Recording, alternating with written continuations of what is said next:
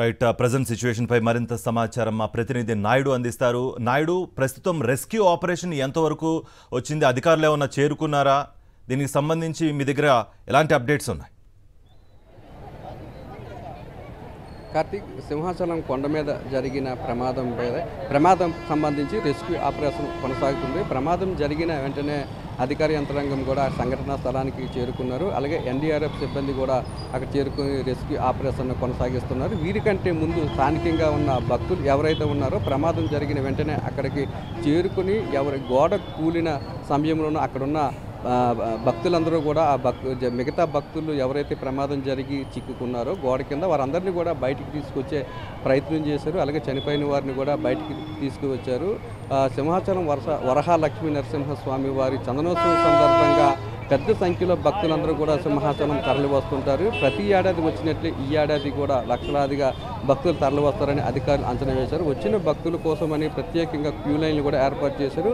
భక్తులకి వివిధ రూపాల్లో అంటే వివిధ రకాల క్యూ లైన్లు ఏర్పాటు చేయడంతో పాటు అలాగే వారికి సాధారణ దర్శనంతో పాటు అలాగే 300 రూపాయల దర్శనము, అలాగే 1000 రూపాయల దర్శనము, 1500 రూపాయల దర్శనం, వివిఐపి కేటగిరీల్లో కూడా దర్శనాలను కలిగించారు. స్వామివారి దర్శనం భాగ్యం కోసం వచ్చిన భక్తులు ఈ విధంగా మరణించడం పట్ల మిగతా భక్తులు కూడా తీవ్రమైన ఆవేదన వ్యక్తం చేస్తున్నారు. సింహాచలం అప్పన్న స్వామి సందనోత్సవం అంటే ఉత్తరాంధ్ర ప్రాంతానికి చెందిన భక్తులే కాకుండా మిగతా ప్రాంతాలకు చెందిన భక్తులు కూడా పెద్ద సంఖ్యలో తరలి వస్తారు. ప్రతి ఏడాది కూడా స్వామివారిని లక్షలాదిగా భక్తులు వచ్చి తరించుకుంటారు. ఇటువంటి సందర్భంలోనే ఇటువంటి దురదృష్టకరమైన సంఘటన జరగడం పట్ల స్వామివారి భక్తులంతా కూడా తీవ్రమైన ఆవేదన వ్యక్తం చేస్తున్నారు. సింహాచలం చరిత్రలో ఎన్నడూ కూడా ఇటువంటి ఒక గోడ కూలిన సంఘటనలో 7 మంది భక్తులు మరణించిన దాఖలాలు లేవని, ఏదేమైనప్పటికీ కూడా జరిగిన ప్రమాదం పట్ల ఇటు భక్తులు కానీ లేదంటే రాజకీయ నాయకులు కానీ తీవ్రమైన ఆవేదన వ్యక్తం చేస్తున్నారు. దీనికి ఈ ప్రమాదానికి సంబంధించి ఇప్పటికే ఏదైతే ప్రమాదం జరిగిందో అక్కడికి వెళ్ళి వైఎస్ఆర్సీపీ నాయకులు కూడా పరామర్శించారు. అక్కడ ఎటువంటి పరిస్థితి ఉంది, రెస్క్యూ ఆపరేషన్ ఏ విధంగా కొనసాగుతుంది అనే విషయాలు మరిన్ని మాట్లాడడానికి వర్తి కళ్యాణ్ గారు ఉన్నారు. అలాగే జడ్పీ చైర్పర్సన్ సుభద్ర గారు ఉన్నారు. మేడం, అక్కడ మీరు స్వయంగా అక్కడ ఏదైతే ప్రమాదం జరిగిందో ఆ ప్రాంతాన్ని పరిశీలించారు. అక్కడ పరిస్థితి ఏ విధంగా ఉంది? చాలా దారుణంగా ఉందండి. చాలా దురదృష్టకరం. 7 మంది చనిపోవడం అంటే అందులో పూర్తిగా నిర్లక్ష్యం కనిపిస్తూ ఉంది. ఎందుకంటే ఆ గోడను కూడా మేము పరిశీలించాము. ఆ మిగిలిన పాటుని ముట్టుకుంటే ఊడిపోతుంది అనమాట. అంత నాణ్యతా లోపంతో కట్టారు. ఆ గోడ కూడా ఈ చందనోత్సవం కోసం కట్టారంట. అంటే ఎంత స్ట్రాంగ్గా కట్టాల్సిన గోడని అంత నాణ్యతా లోపంతో కట్టడం అంటే ఒక వర్షానికే కూలిపోయిందంటే ఎంత నాణ్యత లేకుండా కట్టడం జరిగింది. దీనికి బాధ్యులు ఎవరు? ఖచ్చితంగా బాధ్యుల మీద చర్యలు తీసుకోవాల్సిన అవసరం ఉంది.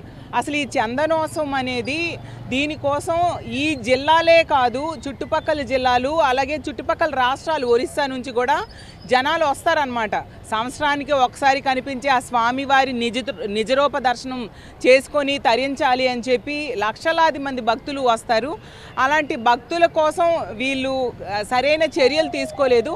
10 రోజులుగా తెగ ఓదరగొట్టేశారు. మేము సామాన్య భక్తులకే పెద్దపీట వేస్తామని. మరి ఇప్పుడు ఆ సామాన్య భక్తులే చనిపోవడం జరిగింది. అన్యాయంగా 7 మంది చనిపోయారంటే అసలు వాళ్ళ కుటుంబాలకి ఇప్పుడు ఎవరు ఆదుకుంటారు? ఏంటి పరిస్థితి? చాలా బాధ అనిపిస్తూ ఉంది. వాళ్ళ కుటుంబాలకి ప్రగాఢ సానుభూతి మా వైఎస్ఆర్ కాంగ్రెస్ పార్టీ తరఫున తెలియజేస్తూ ఉన్నాము. మేము దర్శనంకి వచ్చేసరికి ఈ విషయం తెలిసింది. వెంటనే మా జగన్మోహన్ రెడ్డి గారి ఆదేశాల మేరకు మేము వెళ్ళి అక్కడ ఏం జరిగిందో అన్నీ తెలుసుకోవడం జరిగింది. అక్కడ అధికారులతో కూడా మాట్లాడడం జరిగింది. కానీ అడుగడుగునా కూడా ప్రభుత్వ నిర్లక్ష్యం క్లియర్గా కనిపిస్తూ ఉంది. ఆ క్యూ లైన్ కూడానండి అక్కడ ఉన్న వాళ్ళు చెప్తూ ఉన్నారు, కనీసం లైట్స్ లేవంట, సీసీ కెమెరాస్ లేవంట, చీకటగా ఉండి అసలు అంత చీకటిలో భక్తుల కోసం క్యూ లైన్స్ ఏర్పాటు చేయడం ఏంటి? మరి ఎంతగా మంత్రులు అయితే 10 రోజులుగా వెళ్ళి అక్కడ ఓదరగొట్టేశారు కదా. మరి వీళ్ళు చేసిన చర్యలు ఏంటి? వీళ్ళు తీసుకున్న చర్యలు ఏంటి? మొన్ననే తిరుపతిలో చూస్తే 6 మంది ఆ రోజు వైకుంఠ ద్వార దర్శనం టికెట్లు తీసుకోవడం కోసం వెళ్ళిన వాళ్ళు 6 మంది చనిపోతే ఆ సంఘటన ఇంకా మరవక ముందే ఇలాంటి సంఘటన మనం వినడం చాలా దురదృష్టకరం. అసలు సింహాచలం దేవస్థానం చరిత్రలోనే ఇలాంటి సంఘటన ఎప్పుడు జరగలేదు. అది ఇప్పుడు జరగడం అంటే ఈ ప్రభుత్వం తాలూకా నిర్లక్ష్యం అనేది క్లియర్గా కనిపిస్తూ ఉంది.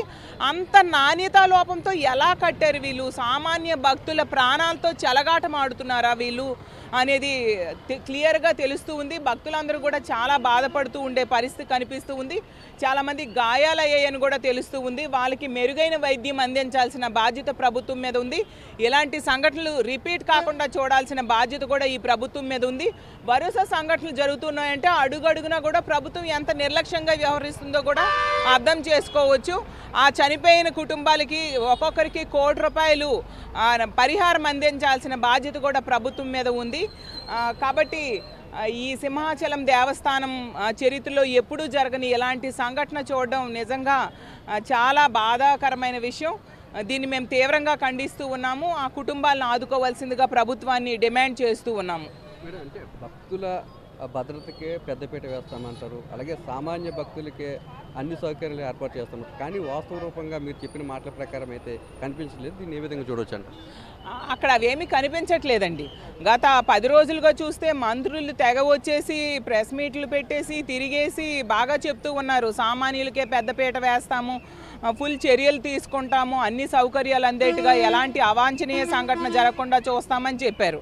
మరి ఏది ఇంత ఘోరమైన సంఘటన? అసలు సింహాచలం దేవస్థానం చరిత్రలో ఎప్పుడూ జరగని సంఘటన ఈరోజు జరిగింది అంటే ఇందులో ప్రభుత్వ నిర్లక్ష్యం కూడా క్లియర్గా కనిపిస్తుంది. మేము వెళ్ళి ఆ గోడను కూడా పరిశీలించాము. అంత నాణ్యత లోపం. అసలు కాంక్రీట్ వేయాల్సిన పరిస్థితి, అక్కడేం కాంక్రీట్ లేదు. ఆ సిమెంట్ దిమ్మలు అవన్నీ కూడా ముట్టుకుంటుంటే ఊడిపోతున్నాయి అన్నమాట. అంటే ఒక్క వర్షానికే ఆ గోడ కూలిపోయిందంటే కొత్త గోడ అంట. అది ఈ వారంలోనే కట్టారంట. ఈ చందనోత్సవం కోసం కట్టారంట, ప్రొటెక్టింగ్ వాల్ లాగా. ఒక వర్షానికే కూలిపోయిందంటే ఎంత నాణ్యత లోపంతో అది కట్టారో అర్థం చేసుకోవచ్చు, ఎంత ప్రభుత్వ నిర్లక్ష్యం ఉందో అర్థం చేసుకోవచ్చు. స్టేట్మెంట్స్ ఎవరికి కావాలండి? ప్రజల ప్రాణాలు ముఖ్యం, ప్రజలకు సౌకర్యాలు ముఖ్యం. వాటిని అందించడంలో ఈ ప్రభుత్వం తీవ్రంగా విఫలమైంది. మొన్ననే తిరుపతిలో ఆ సంఘటన జరిగాకైనా వీళ్ళు జాగ్రత్తలు తీసుకోవాల్సింది. కానీ మళ్ళీ ఇంత పెద్ద పండగ, అసలు ఈ చందనోత్సవం అనేది కొన్ని లక్షల మంది భక్తులు వచ్చి దర్శనం చేసుకునే ఒక పండగ లాంటిది.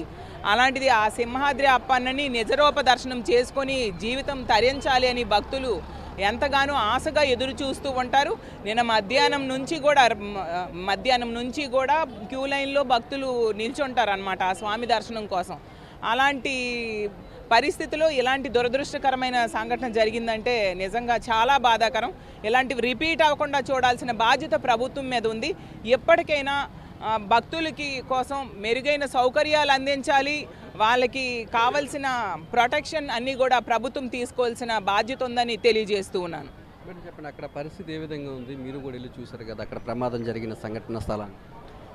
ముందుగా ఎవరైతే మృతులు ఉన్నారో వాళ్ళందరికీ కూడా వైఎస్ఆర్ కాంగ్రెస్ పార్టీ తరపున, అదేవిధంగా మాజీ ముఖ్యమంత్రి వర్యులు జగన్మోహన్ రెడ్డి గారి తరపున, మా అందరి తరపున కూడా ప్రగాఢ సానుభూతి మేము తెలియజేసుకుంటున్నాము. నిజంగా ఇలా జరగడం అనేది చరిత్రలో మొట్టమొదటిసారిగా ఇలా జరిగింది. గతంలో అనేక సార్లు కూడా మరి ప్రతి సంవత్సరం కూడా ఈ చందన ఉత్సవానికి లక్షలాది మంది మనకి భక్తులు వస్తూ ఉంటారు. సో దీని గురించి అని 6 నెలలుగా ముందుగానే ప్లానింగ్ వేసుకుంటూ ఏ రకంగా భక్తులకి సౌకర్యార్థంగా ఏ రకంగా ఉంటుందనేది ఒక అంచనా ప్రకారంగా జరిపేవారు. మనం అంతా కూడా చూసాము గతంలో కూడా ఏ రకంగా చేశారనేది. సో ఈరోజు ఏదో వర్షం పడితే గోడ కూలిపోయి చనిపోవడం అనేది కరెక్ట్ కాదు. ఎవ్రీ ఇయర్ పడుతుంది. నాకు తెలిసి ప్రతి సంవత్సరం కూడా చందనోత్సవం రోజు ఖచ్చితంగా 1-2 రోజుల్లో ఖచ్చితంగా వర్షాలు పడుతూనే ఉంటుంది. మరి ఇటువంటి తరుణంలో వాళ్ళు తూతూ మంత్రాన నాణ్యత లోపం కలిగినటువంటి ఆ గోడను నిర్మించడం ఎందుకు? భక్తుల్ని ఈరోజు చంపేసే పరిస్థితి. నిజంగా చాలామంది భక్తులు ఈరోజు తిరుపతిలో జరిగినటువంటి సంఘటన కానివ్వండి, లేదంటే ఈరోజు ఇక్కడ జరిగినటువంటి సంఘటన కానివ్వండి, భక్తులు దర్శనానికి వెళ్తే తిరిగి వస్తామా లేదా అనే భయాందోళనకి గురి అవుతున్నారు. దాన్ని ఖచ్చితంగా ప్రభుత్వము చాకచక్యంగా అన్ని రకాలుగా కూడా వెసులుబాటు కల్పించే విధంగా చేయవలసినటువంటి పరిస్థితి ఎంతైనా ఉందని కూడా తెలియజేసుకుంటూ, ఖచ్చితంగా మృతులు ఎవరైతే ఉన్నారో, మృతి చెందినటువంటి 7 ఎవరైతే ఉన్నారో వాళ్ళందరికీ కూడా నష్టపరిహారము ఖచ్చితంగా చెల్లించాలి. అదేవిధంగా ఈరోజు ఎవరైతే గాయాల పాలయ్యారో వాళ్ళకి సరైన ట్రీట్మెంట్ కూడా అందించాలని కూడా మేము డిమాండ్ చేస్తూ ఉన్నాము. ఇంకొక విషయం ఏంటంటే అక్కడ చాలా ఇరుకుగా ఉంది. మనం చూస్తూ ఉంటే నిన్న మధ్యాహ్నం 3 గంటల నుంచే క్యూ లైన్లో లక్షలాది మంది ఉన్నారు. మరి అక్కడ వెళ్ళిన తర్వాత బార్గెట్లు వేసి ఉన్నారు కదా, గోడ నిర్మించవలసిన అవసరం అయితే లేదు. పోనీ ఉన్నప్పటికీ ఇది ఎప్పుడు చేసి ఉండాలి? వాళ్ళు 3 రోజుల ముందు కాదు, 6 నెలల ముందుగానే వాళ్ళు చేయాలా. ఈరోజు ఇటుక మీద కాలేస్తే ఆ ఇటుక అంతా కూడా ముక్కలైపోయేటటువంటి పరిస్థితి ఉంది. అదేవిధంగా అక్కడ ఆ గోడ ఏదైతే బేస్మెంట్ ఉందో కనీసం సరైన స్టీల్ కూడా అక్కడ పెట్టలేనటువంటి పరిస్థితి. సరైన కాంట్రాక్ట్ పరిశీలనలో కానీ లేదనుకుంటే ఎండోమెంట్ ఏదైతే డిపార్ట్మెంట్ ఎండోమెంట్ తీసుకోవాలా ఇది దీని గురించి. ఇంజనీరింగ్లో యొక్క వైఫల్యం అనేది క్లియర్ కట్గా ఉంది. కాబట్టి ఖచ్చితంగా ఏదేమైనప్పటికీ కూడా ఇది ప్రభుత్వ నిర్లక్ష్యంగానే. నిన్న మొన్నటి నుంచి ఏం చేస్తున్నారండి, ఇక్కడ ఉన్నటువంటి మినిస్టర్లు ఏం చేస్తున్నారు, ఇక్కడ ఉన్నటువంటి ఎమ్మెల్యేలు ఏం చేస్తున్నారు, ఎండోమెంట్ మినిస్టర్ గారు ఏం చేస్తున్నారు? మరి ఇవన్నీ కూడా పర్యవేక్షణ లోపం అని మేము భావిస్తూ ఉన్నాము. ఇప్పటికైనా ఇటువంటి సంఘటనలు జరగకుండా తగు చర్యలు తీసుకోవాలని కూడా మేము వైఎస్ఆర్ కాంగ్రెస్ పార్టీ నుంచి డిమాండ్ చేస్తూ ఉన్నాము. కూటమి ప్రజాప్రతినిధులకు వీఐపీ టికెట్లు, వీఐపీ పాసుల మీద పంచుకోవడం మీద ఉన్నంత శ్రద్ధ భక్తుల ప్రాణాల మీద లేదంటారు మేడం? నిజంగా ఈరోజు వీఐపీ దర్శనం లాగా లేదండి. వీఐపీలు మేమందరూ కూడా కొంతమంది వీఐపీలు ఆ పార్టీ నుంచి ఉన్న ఎమ్మెల్యేలు ఉన్నారు. నేనున్న లైన్లోనే వాళ్ళు ఉన్నారు, ఎమ్మెల్సీలు ఉన్నారు, ఎమ్మెల్యేలు ఉన్నారు, మేయర్ గారు ఉన్నారు, నూతనంగా ఎన్నుకోబడినటువంటి మేయర్ గారు ఉన్నారు. వాళ్ళకి అడిగితే చెప్పేస్తారు. వాళ్ళు సిగ్గుపడుతూ ఉన్నారు. మేము అక్కడ ఉంటే తోపులాట, వీఐపీలు ఎవరో తెలియదు. మా టికెట్లు అంటే విచ్చలవిడిగా వీఐపీ టికెట్లు అమ్మి వేశారనేది ఇది వ్యాపారంగా తయారైందని ఖచ్చితంగా చెప్పుకోక తప్పదు. అది మరి ఇటువంటి సంఘటనలు జరగకుండా ప్రభుత్వం ఎలాంటి చర్యలు తీసుకోవాలని మీరు డిమాండ్ చేస్తున్నారు? ఇంకా తిరుపతి సంఘటన మరవక ముందే మన కళ్ళ ముందు మళ్ళీ ఇటువంటి సంఘటన జరిగి 7 మంది భక్తులు మరణించడాన్ని ఏ విధంగా చూస్తారు? అసలు నిజంగా చాలా దారుణం అండి. గతంలో మనం చూసాం, మా జగన్మోహన్ రెడ్డి గారు 5 సంవత్సరాలు పరిపాలించినప్పుడు ఈ సింహాచలం దేవస్థానంలో చందనోత్సవాలు జరిగే ఎంత చక్కగా నిర్వహించడం జరిగింది. ఏ రోజైనా ఎలాంటి అసౌకర్యానికైనా భక్తులు గురయ్యారా? అసలు చాలా సంతోషంగా దూర ప్రాంతాల నుంచి వచ్చిన భక్తులు వచ్చి ఆ స్వామి నిజరూప దర్శనం చేసుకొని సంతోషంగా ఇంటికి వెళ్ళేవారు. ఈరోజు తీసుకుంటే తిరుపతి వెళ్తే ఏమో అక్కడ వైకుంఠ ఏకాదశి లాంటి విశిష్టమైన దినం రోజు ఆ టికెట్ల కోసం క్యూ లైన్లో ఉండి 6 మరణించడం జరిగింది. ఆ సంఘటన ఇంకా ఈ రాష్ట్ర ప్రజలు మర్చిపోనే లేదు. ఇప్పుడేమో సింహాచల దేవస్థానం అసలు ఆ వరాహ నరసింహస్వామిని దర్శనం కోసం కలలు కంటారు భక్తులు. అసలు ముందు రోజు నుంచే 24 గంటల ముందు నుంచే క్యూ లైన్లో చూడండి ఎంత పెద్ద క్యూ లైన్ ఉందో. క్యూ లైన్లో నిల్చొని ఆ స్వామికి కనీసం చూడాలి అనేసి ఆశపడుతూ ఉంటారు. అలాంటి భక్తుల ఆశల్ని ఈరోజు వమ్ము చేసి ఇలాంటి దురదృష్టకరమైన సంఘటన చేయడం నిజంగా చాలా బాధాకరం. ఇలాంటివి జరగకుండా, ఇలాంటివి రిపీట్ అవ్వకుండా చూడాల్సిన బాధ్యత ప్రభుత్వం మీద ఉందని తెలియజేస్తున్నాను. జరిగిన ప్రమాదం పట్ల ప్రభుత్వం నిర్లక్ష్యం స్పష్టంగా కనిపిస్తుందని ఏదైతే ఈ కొన్ని రోజుల క్రితం ఈ గోడ నిర్మించారో ఈ గోడలో నాణ్యతా లోపం కూడా కనిపిస్తుందని, వర్షం పడితే గోడ కూలిపోవడం ఏంటి, ఈ చిన్నపాటి వర్షానికే గోడ కూలిపోయే భక్తుల ప్రాణాలను తీయడం ఏంటి, ఇటువంటి దానికి ప్రభుత్వమే బాధ్యత వహించాలని డిమాండ్ చేస్తున్నారు. ఎవరైతే చనిపోయారో వారందరికీ కూడా ₹1 పరిహారం ఇవ్వాలని, క్షతగాత్రులు ఎవరైతే ఉన్నారో వారికి మెరుగైన వైద్యం అందించాలని వైఎస్ఆర్సీపీ నాయకులు డిమాండ్ చేస్తున్నారు. తిరుపతిలో ఇటీవల జరిగిన తొక్కిసలాట సంఘటన మర్చిపోకముందే మళ్ళీ సింహాచలం చందనోత్సవం సందర్భంగా మరొక ప్రమాదం జరిగి 7 మంది భక్తులు చనిపోవడం చాలా బాధాకరమని చెప్తున్నారు. ఈ జరిగిన సంఘటన పట్ల ప్రభుత్వ నిర్లక్ష్యం పూర్తిగా కనిపిస్తుంది. గత 10 రోజుల నుండి కూడా కూటమికి చెందిన ప్రజాప్రతినిధులు ప్రతిరోజు వస్తున్నారు. ఇక్కడ ఏర్పాట్లన్నీ కూడా సవ్యంగానే ఉన్నాయి. సామాన్య భక్తులకే పెద్దపీట వేశామని కబుర్లు చెప్పారు. కానీ ఇక్కడ మాత్రము ప్రాణాలు కోల్పోయింది కూడా సామాన్యమైన భక్తులేనని, దీనికి కూటమి ప్రజాప్రతినిధులు ఏం సమాధానం చెప్తారని చెప్పి ఇక్కడ ఉన్న వైఎస్ఆర్సీపీ ప్రజాప్రతినిధులు అడుగుతున్నారు. కార్తీక్. రైట్ నాయుడు.